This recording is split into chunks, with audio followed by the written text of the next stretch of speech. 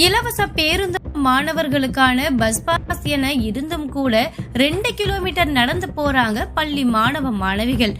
அது கிராமம் கிடையாதுங்க, நகரத்துல. இது எங்கன்னு பார்த்தா நம்ம திண்டுக்கல் மாவட்டம் வேடசந்தூர்ல தாங்க.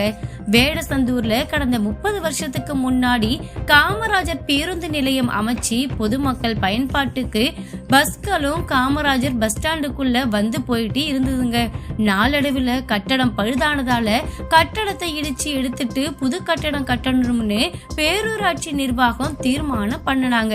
இந்த காமராஜர் பேருந்து நிலையம் கட்டட வேலை நடக்கிறதால தற்காலிகமா ஆத்துமேட்டுக்கு அடுத்து தங்கராஜா தியேட்டர் முன்னாடி பஸ் ஸ்டாண்டு அமைச்சிருக்காங்க. ஆனா இந்த தற்காலிக பஸ் ஸ்டாண்டு இங்க அமைச்சதால யாருக்கும் எந்த பிரயோஜனமும் கிடையாது. வியாபாரம் சார்ந்து கடை வீதி சந்தை அட அவ்வளவு எங்க, நம்ம தாலுகா ஆபீஸ், பத்திரப்பதிவு ஆபீஸ், போலீஸ் ஸ்டேஷனு, கோர்ட்டுன்னு அனைத்து முக்கிய ஆபீஸும் தற்காலிக பஸ் ஸ்டாண்ட்ல இருந்து 1 கிலோமீட்டர் தூரத்திலையும், அரசாங்க ஆஸ்பத்திரின்னு பார்த்தா 2 கிலோமீட்டர் தூரத்திலையும் இருக்குங்க. பெண்களுக்கு இலவச பேருந்துன்னு அரசாங்கம் கொடுத்திருக்காங்க. மாணவ மாணவிகளுக்கும் பஸ் பாஸ் கொடுத்திருக்காங்க.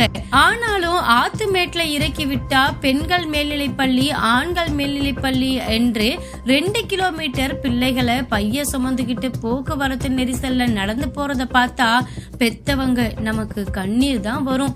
ஆனா அந்த பேரூராட்சி நிர்வாகத்துக்கும் வட்டாட்சியர் நிர்வாகத்துக்கும் இது தெரியாது போல. சரி, பேரூராட்சி நிர்வாக அதிகாரிக்கும் தாசில்தாருக்கும் தெரியாட்டி என்ன, நம்ம மாவட்ட ஆட்சியர்கிட்ட இந்த தகவலை கொண்டு போய் சேர்த்து விடுவோம். ஆட்சியர்கிட்ட வெறுமனே பஸ் வேணும்னு சொன்னா மட்டும் பத்தாதுங்க, எங்க வேணும் எப்படி வேணும்ன்றதையும் நம்ம சொல்லணும்ல.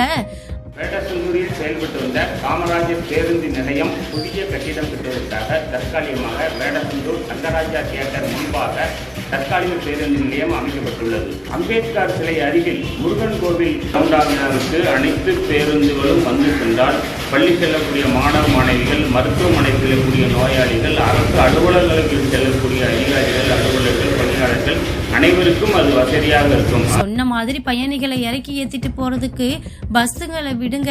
அது மட்டும் அல்லாம காமராஜர் பஸ் ஸ்டாண்டு மாறி இருக்கிறதால எந்த பஸ் எங்கிட்டு போகுதுன்னு தெரியாம பொதுமக்களும் குழப்பத்துல இருப்பாங்க.